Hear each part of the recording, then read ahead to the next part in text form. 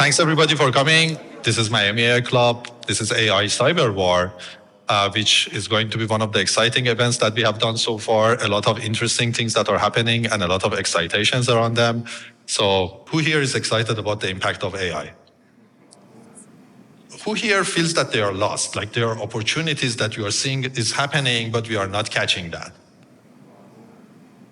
The majority. So there is opportunity and also we are lost. We have to basically find our path through reaching to that opportunity. This is a very exciting moment for us, for the community, because we are just expanding our message, which is like collaboration and being conscious about AI to a broader audience. Before the panel, passing the mic to Libia. I'm so happy to be here. I'm Libia Scheller. I'm an immuno-oncologist. For all those who don't know what that means, as to harness the immune system to kill cancer. So I have to say that, you know, this team here, I mean, I first time I see faces, so thank you so much for all your work, even though I didn't meet, but each group really worked on their own to come out with an outline. And then let me tell you, I have put in almost 10 proposals into the government, and it takes months to do it.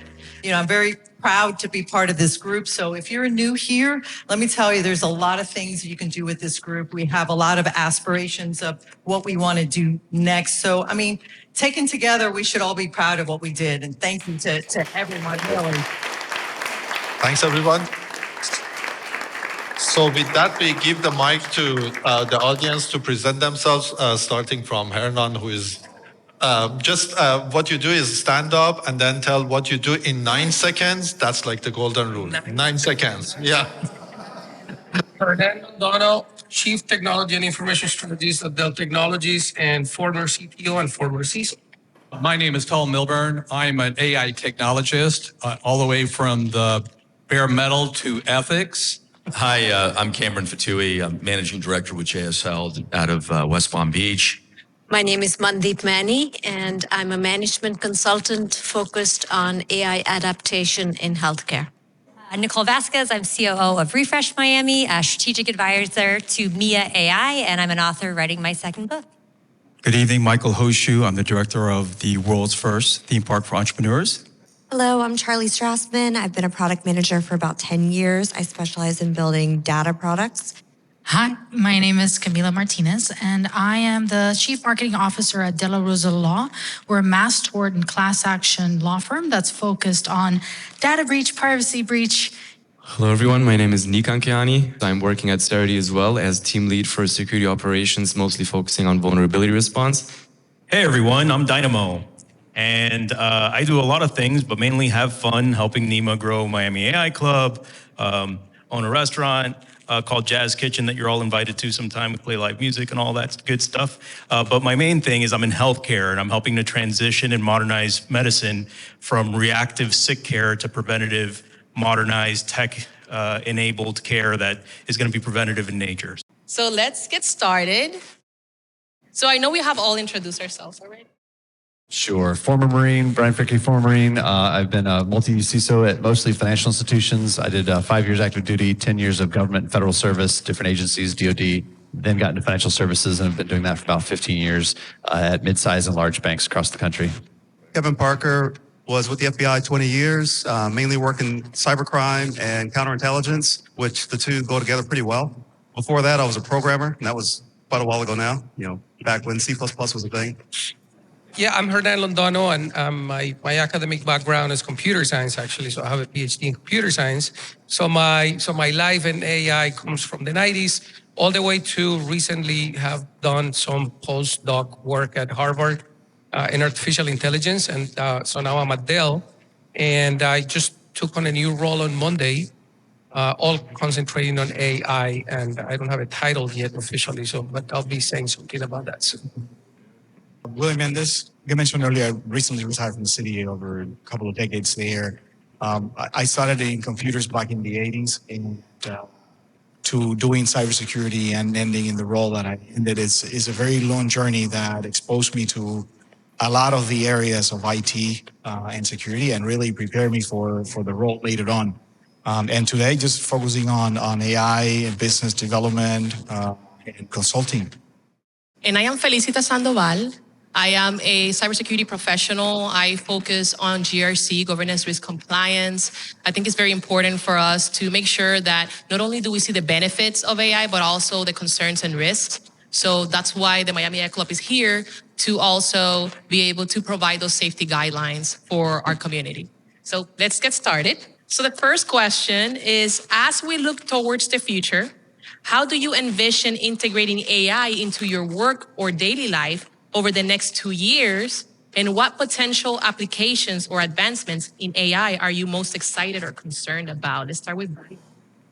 In the existing tool sets, we already have tons of technology in the bank, of course, and you're starting to see those providers improve their tools. And I think that's really the first time it's starting to impact our employees more directly.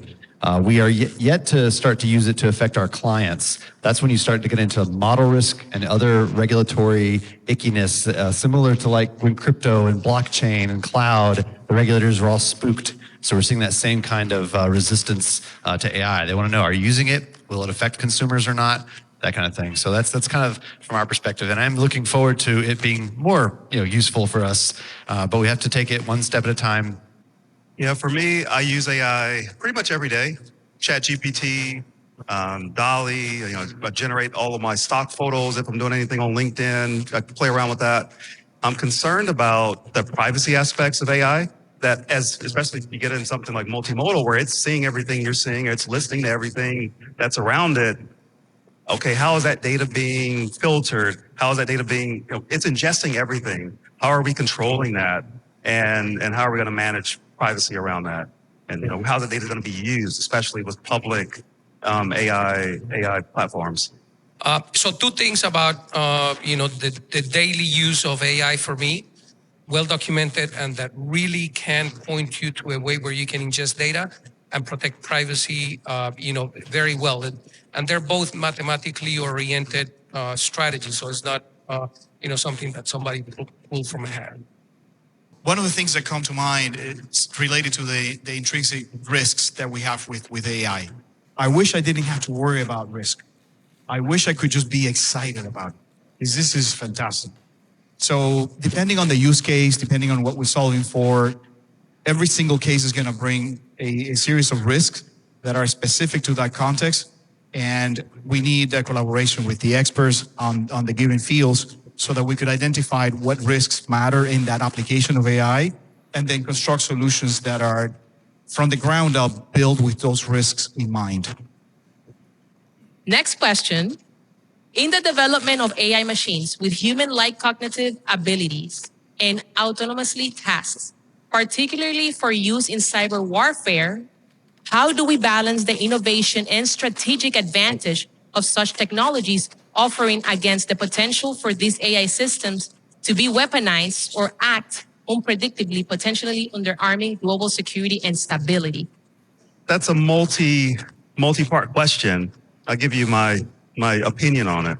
I mean, that could be in the future. I guess there's concerns about, this is way down the road, concerns about if you can have everything automated and you have these machines that are out there, there's less human lives that are at risk. So does that reduce the, the hesitation to go into a conflict?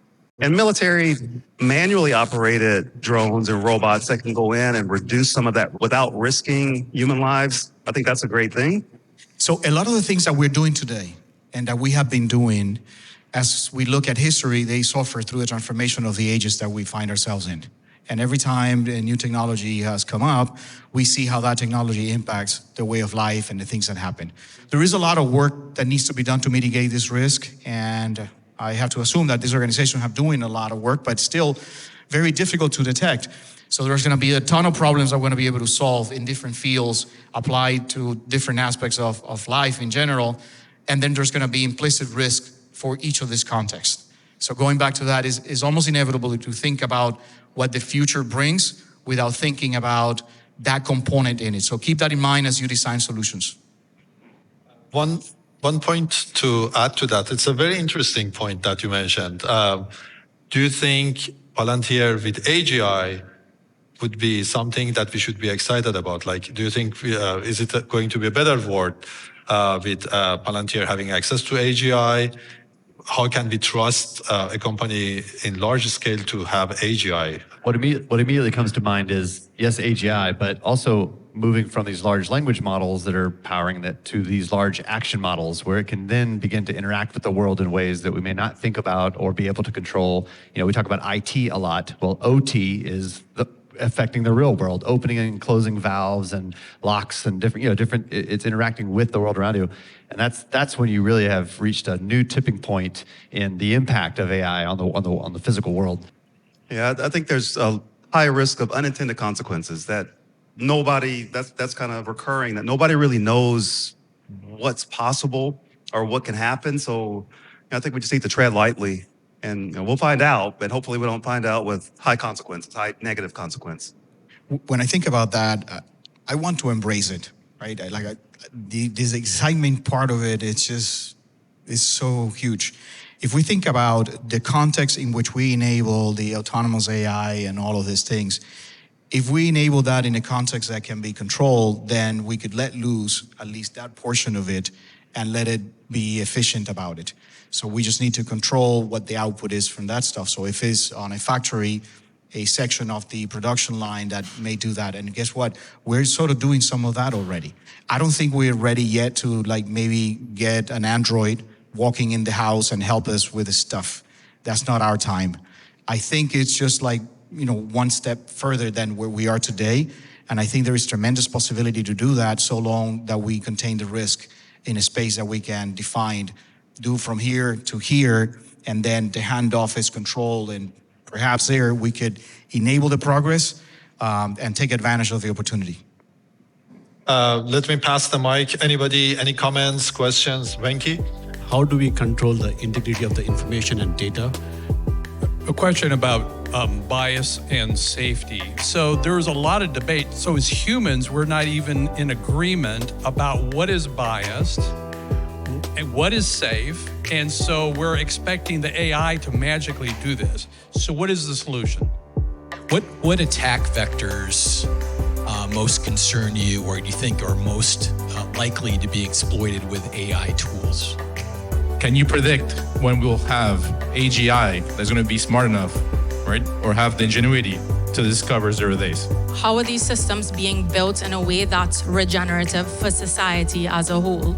And how is it scalable?